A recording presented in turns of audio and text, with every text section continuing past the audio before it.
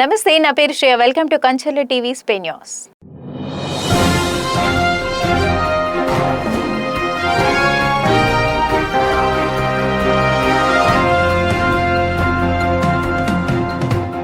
శ్రీవారి బ్రహ్మోత్సవాలు 2026ను దృష్టిలో ఉంచుకుని తిరుమలలో భక్తుల భద్రత, రద్దీ నియంత్రణ, ట్రాఫిక్ నిర్వహణ, బందోబస్తు ఏర్పాట్లను ముందస్తుగా పటిష్టం చేయాలని తిరుపతి జిల్లా ఎస్పీ ఎల్ సుబ్బారాయుడు ఆదేశాల మేరకు పోలీసు అధికారులు ప్రత్యేక కార్యాచరణ చేపట్టారు. ఇందులో భాగంగా Tirumala DSP vigilance and security అధికారులు, తిరుమల 2 టౌన్ సిఐ, ఏవీఎస్ఓ తదితర అధికారులు విజిలెన్స్ సిబ్బందితో కలిసి తిరుమలలోని కీలక ప్రాంతాలను క్షేత్రస్థాయిలో పరిశీలించారు.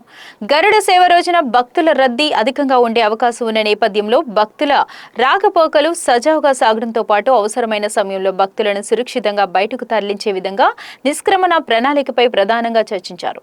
ఇందులో భాగంగా Lepakshi circle, SV shopping complex, SMS సుబదం, రాగిమాను జంక్షన్ ప్రాంతాలను పరిశీలించారు.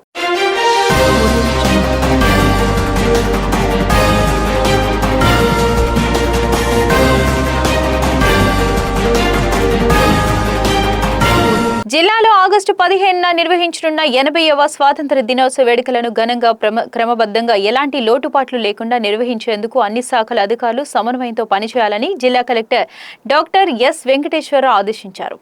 జిల్లా కలెక్టర్ డాక్టర్ ఎస్ వెంకటేశ్వర్, జిల్లా SP L Subbarayudu, joint collector R Govindarao, incharge municipal commissioner Sharadadevi, జిల్లా రెవెన్యూ అధికారి జి నరసింహలు ఇతర జిల్లా అధికారులతో జూమ్ కాన్ఫరెన్స్ నిర్వహించి స్వాతంత్ర దినోత్సవ వేడుకల ఏర్పాట్లపై సమీక్షించారు. వివిధ శాఖలకు అప్పగించిన బాధ్యతలు ఇప్పటి వరకు చేపట్టిన ఏర్పాట్లు, ఇంకా చేపట్టాల్సిన కార్యక్రమాలపై సమగ్రంగా చర్చించి అధికారులకు దిశానిర్దేశం చేశారు. జిల్లా కలెక్టర్ మాట్లాడుతూ స్వాతంత్ర దినోత్సవ వేడుకలకు సమయం తక్కువగా ఉన్నందున ప్రతి శాఖకు కేటాయించిన బాధ్యతలను వెంటనే చేపట్టి నిర్దేశిత గడువులోపు పూర్తి చేయాలని సూచించారు.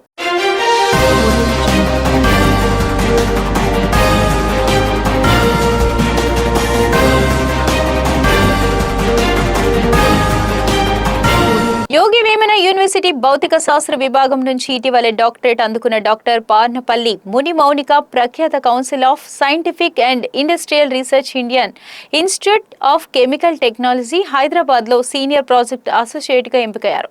ఫిజిక్స్ ప్రొఫెసర్ ఎం రాఘవేంద్ర పర్యవేక్షణలో ఈమె పరిశోధన పూర్తి చేశారు.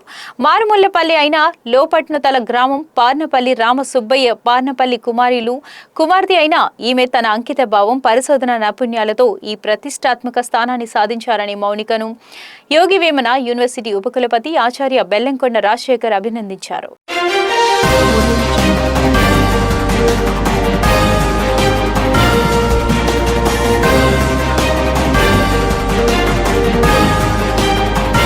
కాంగ్రెస్ పార్టీ అనుబంధం సంస్థ ఏఐటియుసిఎఫ్ అన్నమయ్య జిల్లా నూతన అధ్యక్షులుగా కలికిరికి చెందిన ఇడుగొట్టి మల్లికార్జున్ నియమితులయ్యారు.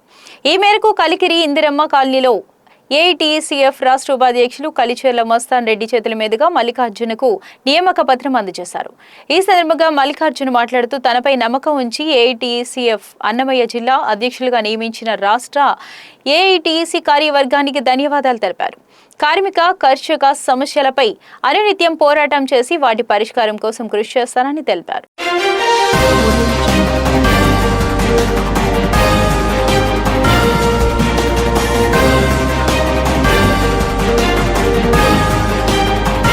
యోగి వేమన యూనివర్సిటీలో లలిత కళల విద్య 4 సంవత్సరాల కోర్సు పూర్తి చేసిన విద్యార్థులకు పోస్ట్ గ్రాడ్యుయేషన్ కి వెళ్లకుండా అధిక వేతనాలతో మంచి ఉద్యోగ అవకాశాలు ఉన్నాయి.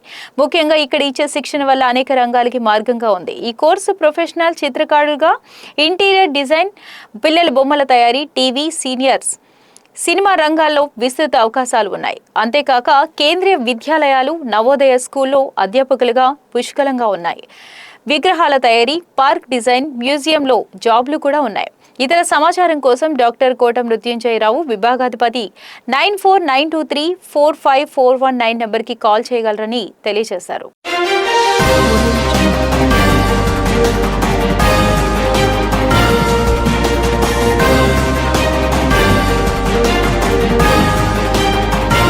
రాష్ట్రంలో విద్యా వ్యవస్థను నిర్వీర్యం చేస్తూ నిరుద్యోగ యువత సమస్యలను పట్టించుకొని కూటమి ప్రభుత్వ విధానాలకు వ్యతిరేకంగా వైఎస్ఆర్సీపీ ఆధ్వర్యంలో నిర్వహించనున్న భారీ ర్యాలీని విజయవంతం చేయాలని వైఎస్ఆర్సీపీ జిల్లా యూత్ ఉపాధ్యక్షులు పెద్దిరెడ్డి ద్వారకానాథ్ రెడ్డి పిలుపునిచ్చారు. పార్టీ అధ్యక్షులు మాజీ ముఖ్యమంత్రి వైఎస్ జగన్మోహన్ రెడ్డి ఆదేశాల మేరకు విద్యార్థులు, యువత సమస్యలపై పోరాటాన్ని కొనసాగిస్తున్నామని తెలియజేశారు. డిఎస్సి అక్రమాలపై సిబిఐ విచారణ జరిపించాలని, దీనికి బాధ్యత వహిస్తూ విద్యాశాఖ మంత్రి నారా లోకేష్ రాజీనామా చేయాలని డిమాండ్ చేశారు. విద్యార్థులకు పెండింగ్ లో ఉన్న ఫీజు రియంబర్స్మెంట్ బకాయిలను వెంటనే విడుదల చేయాలని, ఎన్నికల సమయంలో ఇచ్చిన హామీ మేరకు నిరుద్యోగ యువతకు నెలకు 3,000 నిరుద్యోగ భృతి చెల్లించాలని కోరారు. ఈ డిమాండ్ల సాధన కోసం ఆగస్టు 10న కేవీపల్లి మండలం కేంద్రంలో నియోజకవర్గ స్థాయిలో భారీ ర్యాలీ నిర్వహిస్తున్నట్లు ఆయన వెల్లడించారు.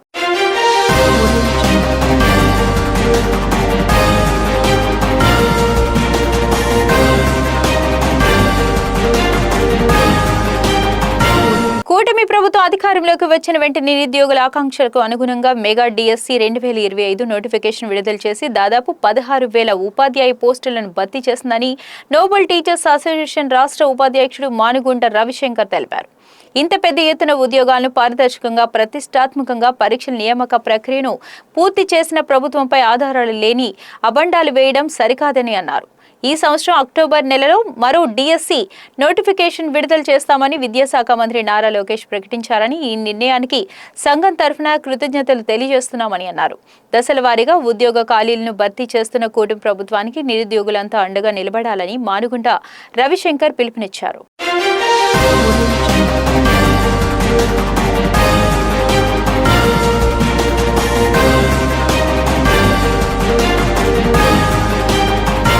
మెగా డిఎస్సి అక్రమాలపై సిబిఐ విచారణకు కూటమి ప్రభుత్వం వెనకడుగు వేస్తోందని, యువతను మోసం చేసిన మంత్రి లోకేష్ రాజీనామా చేయాలని వైఎస్ఆర్సీపీ మండల అధ్యక్షులు కార్తీక్ రెడ్డి పేర్కొన్నారు. మండల కేంద్రంలో రిలే నిరాహార దీక్ష జరిగింది. ఈ సందర్భంగా మాట్లాడుతూ మెగా డిఎస్సి అక్రమాలు, పేపర్ లీకు నైతిక బాధ్యత వహిస్తూ నారా లోకేష్ రాజీనామా చేయాలని అన్నారు. డిఎస్సి అక్రమాలపై సిబిఐ విచారణ జరిపించాలంటూ డిమాండ్ చేశారు. యువతకు ఇచ్చిన హామీలో భాగంగా 3,000 రూపాయలు నిరుద్యోగ భృతి, విద్యార్థులకు ఫీజు రియంబర్స్మెంట్ బకాయిలు విడుదల చేసే దిశగా కూటమి ప్రభుత్వం కళ్లు తెరవాలని ధ్వజమెత్తారు.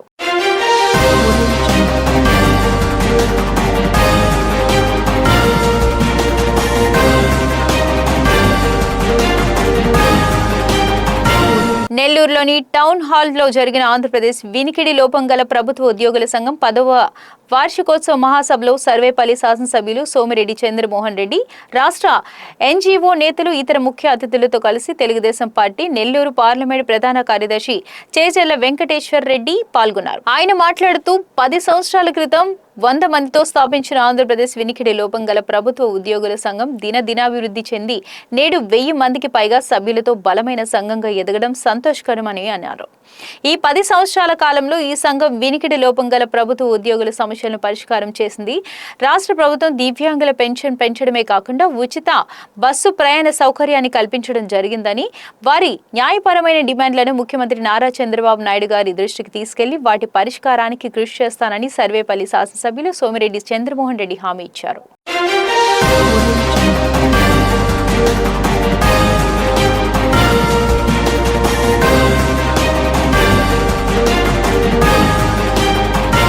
ఆంధ్రప్రదేశ్ రాష్ట్రం ఎంతో ప్రతిష్టాత్మకమైన రెవెన్యూ శాఖలో గ్రామ రెవెన్యూ సహాయకులకు వీఆర్ఏ నుండి వీఆర్ఓగా పదోన్నతులు కల్పిస్తూ జీవో నంబర్ 480ను ఈ నెల 4వ తేదీన జారీ చేయడంపై AP VRA welfare and service association రాష్ట్ర అధ్యక్ష ప్రధాన కార్యదర్శులు నల్లిపోగు నాగేశం, కొమ్మది ఈశ్వరయ్యలు విజయవాడ గాంధీనగర్లో ప్రెస్ క్లబ్లో నిర్వహించిన విలేకరుల సమావేశంలో ముఖ్యమంత్రికి కృతజ్ఞతలు తెలియజేశారు.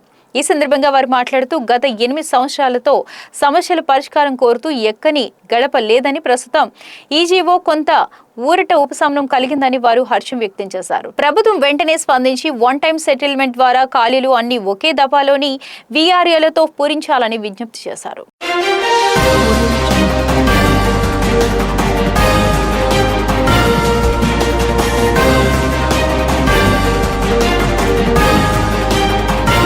ఇది ఇవాల్టి స్పీడ్ న్యూస్ అప్డేట్స్. మరిన్ని అప్డేట్స్ కోసం చూస్తూనే ఉండండి కంచర్ల టీవీ.